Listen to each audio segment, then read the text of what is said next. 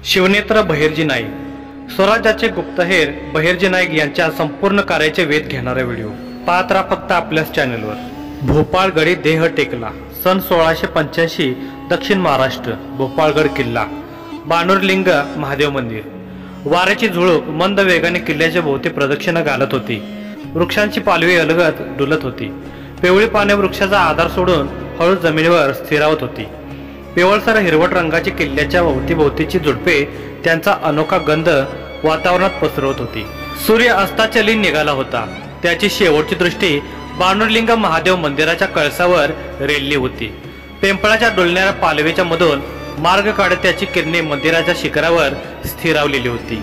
इतक्यात देवळाच्या गाभाऱ्यात एक घंटानाद झाला आणि त्यापाठोपाठ कोणीतरी धाडकन पडल्याचा आवाज झाला। परंतु हा कशाचा आवाज असावा? भोपाळगडावर पहारेकरी होतेच, परंतु या क्षणाला मंदिराजवळ कोणाचीही उपस्थिती नव्हती। गडाच्या पायथ्याशी असलेले ग्रामस्थ महादेवाच्या दर्शनासाठी नेहमी येत असत, परंतु आज कोणाचीही चाहूल नव्हती।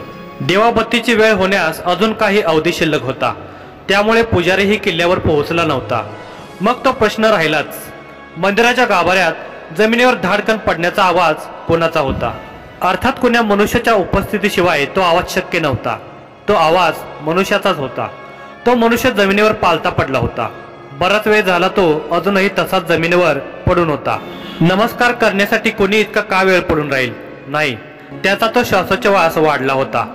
पाय झालेल्या जुन्या जखमीने डोके वर काढले होते, त्यातून रक्तस्राव होत होता। अंगात जोर भरला होता। अशा अवस्थेत शिवलिंगाला दोन्ही हाताने घट्ट धरून तो पुटपुटला, शिव शंभो महादेव। महादेवाच्या नामाचा परत परत उच्चार सुरू होता। मध्येच महादेवाच्या नामांसोबत छत्रपती शिवाजीराजे, छत्रपती संभाजीराजे, भोळा शंकर, कैलासपती महादेव असे नामस्मरण सुरू होते। त्या माणसाच्या अंगावर एक काळी बंडी होती। कमरेपासून गुडघ्यापर्यंत धोतर आणि धोतराच्या नेसणीवर पिवळसर शेला बांधून डाव्या बाजूला गाठ मारली होती। त्या गाठीच्या आडोशाला शेल्यात एक कट्यार लपवली होती। 100% ती कट्यारच होती, कारण तिच्या मुठीच्या रचनेवरून ते स्पष्ट होत होते। तो मनुष्य पुढे बोलू लागला, महादेवा, जीवाची अपार पराकाष्ठा करत मी कसाबसा या तुझ्या गाभाऱ्यात पोहोचलो आहे। खरं तर रायरेश्वरला पोहोचायचं होतं, परंतु इतकं सामर्थ्य आता माझ्या या देहात उरलं नाही। माझा प्राण देहाला सोडून जाण्यासाठी व्याकुळ झाला आहे, कारण स्वराज्याच्या उपयोगी हे माझं शरीर आता राहिलेलं नाही आणि कदाचित हे शरीर त्यागून मी परलोकात गेलो तर मला माझ्या राजाचं दर्शन घेता येईल। महादेवा, या सेवकाला त्याच्या राजाजवळ घेऊन चल। याच अपेक्षेनं तुझ्याजवळ पोहोचलो आहे। तुझ्याजवळ माझं हेच मागणं आहे। तू माझ्या निष्ठेचा आणि कर्तव्याचा साक्षी आहेस।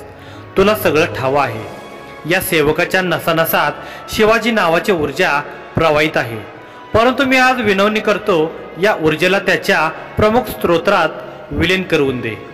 शिवाजी नावाच्या सागरात माझ्या प्राणाला बुडवून दे, म्हणत त्याने कसे बसे हळूच डोळे उघडले, शिवलिंगाकडे पाहिले आणि तो पुन्हा पुटपुटू लागला, माझी ही शेवटची इच्छा पूर्ण व्हावी म्हणून मी तुझ्या ह्या प्रतीकावर माझ्या रक्ताचा अभिषेक करतो, असे म्हणत त्या मनुष्याने कमरेतून कट्यार बाहेर काढली। थरथरत्या हाताने त्या कटारीची मूठ नीट निहाळून पाहिली। त्या कटारीच्या पितळी मुठेवर सिंहाची प्रतिकृती कोरलेली होती। त्या सिंहाच्या प्रतिकृतीला मस्तकाशी भिडवून स्मृत करत तो पुटपुटला, राजे, तुम्ही तुमच्या हातांनी ह्या बहिर्जी नाईकाला दिलेल्या या कटारीनं आजपर्यंत कितीतरी गनिमांच्या गळ्यांचे घोट घेतले असतील। तुमच्या हाताचा स्पर्श लाभलेल्या या कटारीच्या मुठीत काय ताकद आहे हे फक्त मीच जाणतो। राजे, तुम्ही जाणून होता मला तलवारीपेक्षा या कटारीची प्रत्येक वळणावर गरज भासणार आहे, म्हणून तुम्ही मला ही भेट दिली होती। बहिर्जी नाईकांनी पुन्हा एकदा कटारीची मूठ कपाळाशी टेकवली आणि कट्यार डाव्या हातात पकडून उजव्या हाताच्या अंगठ्यावर वार केला। त्यांच्या अंगठ्यातून रक्ताची चिळकांडी उडाली। लाल भडक रक्ताची धार त्यांनी शिवलिंगावर धरली। जखम झाली असताना सुद्धा वेदना होत असल्याचा भाव त्यांच्या चेहऱ्यावर उमटला नव्हता। डोळे बंद करून ते पुटपुटू लागले, शंभो शिव, शिवाजी शंभो। मोठ्या कष्टाने त्यांनी पापण्या उघडल्या। त्यांचा पंजा शिवलिंगांच्या अग्रभागावर होता। अंगठ्यातून निघणाऱ्या रक्ताचे शिवलिंगावर ओघळ उमटले होते। बोलताना आता त्यांना धाप लागत होती। ते हळूच ओठातल्या ओठात पुटपुटत होते, राजे, एक खंत आहे। स्वराज्यासाठी मरण्याची इच्छा होती, ती पूर्ण होऊ शकली नाही। वीरमरण प्राप्त करू शकलो नाही। नायकांच्या अंगठ्यातून वाहणारे रक्त शिवलिंगावर पूर्णतः पसरले होते। काळ्या पाषाणाचे शिवलिंग आता लालभडक झाले होते। नायकांच्या श्वासाने आता वेग घेतला होता। वादळ शांत होण्यापूर्वीची ती तीव्रता असावी। त्यांच्या डोळ्यासमोर अंधारी येत होती, तरी ओठावर मात्र स्मित होते। अर्ध पांढरी घेरदार मिशी ओठांच्या हालचालीने गालापर्यंत लांबली होती।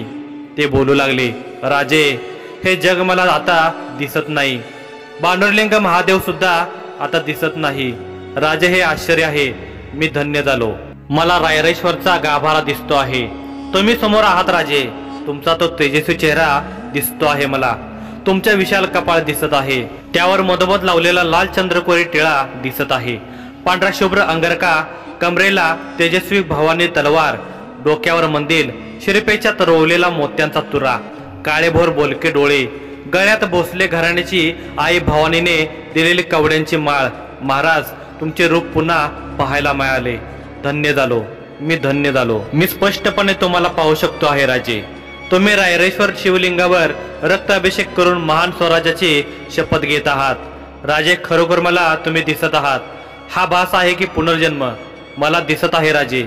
तुमच्यासोबत महान स्वराज्याचे प्रमुख स्तंभ तानाजी मालुसरे, सूर्याजी मालुसरे, येसाजी कंक, सूर्यजी काकडे, बापूजी मुदगल, नरस प्रभू गुप्ते हे सुद्धा आहेत।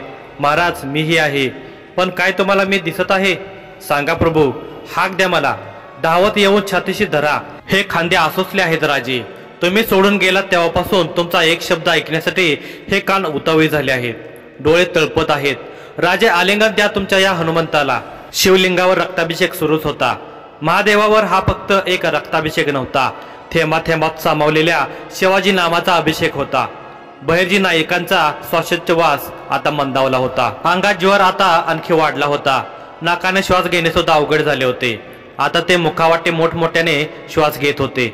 श्वास सोडताना मात्र त्यांच्या मुखातून हळूच राजे या शब्दाचा उच्चार निघत होता। शेवटचे काही क्षणच अजून त्यांची प्राणज्योत तग धरू शकत होती। त्यांचे शरीर निश्चित पडले होते।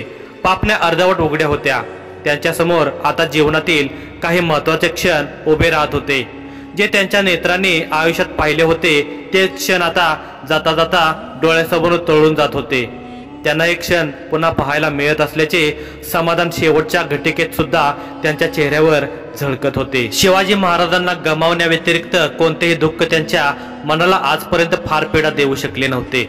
फक्त त्याच वेळी त्यांच्या नेत्रातून अश्रू वाहिले होते। हा एक क्षण सोडल्यास अश्रू म्हणजे काय असतात हेही त्यांच्या नेत्रांना ठाऊक नव्हते। तलवारीच्या किरकोळ जखमा व्यतिरिक्त घाव त्यांच्या शरीराला कधी मिळाले नव्हते। पण आता उतारवयात एका किरकोळ जखमेने त्रास वाढवला होता। एका अद्भुत शक्तीचे संचय असलेले हे शरीर होते। ही अद्भुत शक्तीच महाराजांची अदृश्य शक्ती होती, जी कोणालाही दिसू शकत नव्हती, कोणी ओळखूही शकत नव्हते, कोणी समजूही शकत नव्हते। वाऱ्याचा वेग होता, सिंहाचे धाडस होते, सरण्याचे कौशल्य होते, हरणाची चपळता होती, सूर्याची चमक होती आणि बुद्धी इतकी तल्लख की आयुष्याच्या 60 वर्षात कपट कारस्थानात माहीर असलेले शत्रुअर्जुन सुद्धा आजपर्यंत कोणी त्यांना कैद करू शकले नव्हते।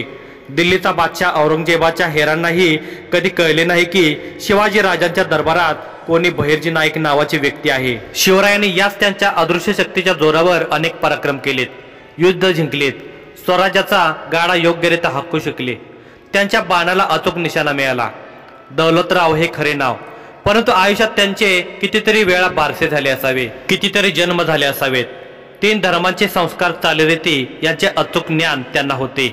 प्रादेशिक तसेच विदेशी भाषावर मजबूत पकड होती। तितकाच मोठा हजरजबाबीपणा आणि आत्मविश्वास होता। त्याला स्वराज्य प्रेमाची जोड होती। जवळजवळ त्यांच्या सारखेच 3000 बहिर्जी नाईक त्यांनी स्वराज्यासाठी उभे केले होते। आणि या 3000 बहिर्जींचे नायक होते दौलतराव, म्हणजेच बहिर्जी नाईक। बहिर्जी नाईक आठवणींच्या वाऱ्यावर स्वार होऊन भूतकाळात पोहोचले होते। जेव्हा ते पहिल्यांदा शिवबांना भेटले होते तेव्हा ते बहिर्जी नाईक नाहीतर रामोशाचे दौलतराव होते। तर मित्रमैत्रिणींनो, तुम्हाला ही व्हिडिओ कशी वाटली हे आम्हाला कमेंट करून नक्की सांगा आणि ह्या व्हिडिओला जास्तीत जास्त शेअर करा आणि लाईक करा। आणि तुम्ही जर आमच्या चॅनलवर नवीन असाल तर प्लीज आमच्या चॅनलला सबस्क्राईब करा आणि अशाच नवीन व्हिडिओच्या नोटिफिकेशन येण्यासाठी बेल आयकॉन क्लिक करायला विसरू नका। आणि यापुढील भाग आपण पाहणार आहोत राजांशी पहिली भेट। तर पुढील भाग पाहायला विसरू नका। धन्यवाद।